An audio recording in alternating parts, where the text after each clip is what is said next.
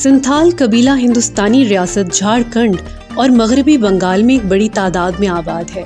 बाबा तिलका मांझी इस कबीले का पहला लीडर था जिसने ब्रिटिश सरकार के खिलाफ हथियार उठाए और अपनी हुकूमत कायम की। इस कबीले में इंसाफ का जबरदस्त निज़ाम कायम है। मांझी हुदम इनका जुडिशरी चीफ होता है जो कबीले के तमाम फैसले करता है। इनकी औरतें लाल किनारों वाली साड़ियाँ पहनती हैं और ये लोग दरख्त के पत्तों और छालों से दरियाँ, बास्केट और आलाते मौसीकी बनाकर घर का खर्चा चलाते हैं।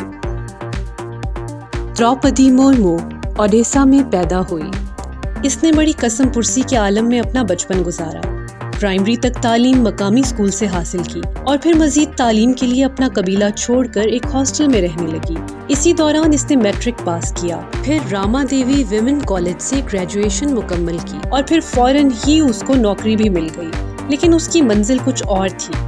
चुनाचा उसने नौकरी छोड़कर टीचिंग शुरू कर ली और बगैर किसी मुआवजे के जी जान से एक स्कूल में पढ़ाने लगी। अपनी इसी लगन की बदौलत जल्द ही वो लोगों की नज़रों में आ गई और सब ने उसको एक मुअज़्ज़िज़ उस्तानी का दर्जा दे दिया। टीचिंग के साथ उसके दिल में खिदमत खल्क का जज्बा भी था। चुनाचा उसने सोशल वर्क शुरू कर दिया।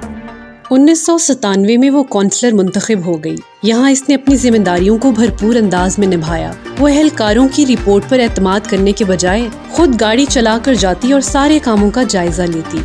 कुछ अरसे बाद सूबाई इलेक्शन आए तो वो उम्मीदवार बन गई और हैरत अंगेज तौर पर भारी अक्सरियत के साथ कामयाब भी हो गई। मेंबर असम्बली बनकर उसके जज्बे में और भी शिद्दत आ गई। उसने बहुत शानदार खिदमात दी और कम अरसे में एक बड़ा नाम कमाया। वो अपनी सियासी जिंदगी के अरूज पर थी, लेकिन इस दौरान इसकी जाती जिंदगी में एक खतरनाक मोड़ आया। 2009 में इसका 25 साला बेटा फौत हो गया। इस सदमे ने इसको हिला कर रख दिया। इसने बड़ी मुश्किल से खुद को संभाला, लेकिन आजमाइशों का ये सिलसिला बढ़ता ही चला गया। 3 साल बाद इसका दूसरा बेटा भी मर गया। कुछ दिन बाद इसकी माँ का इंतकाल हो गया और फिर भाई भी चल बसा।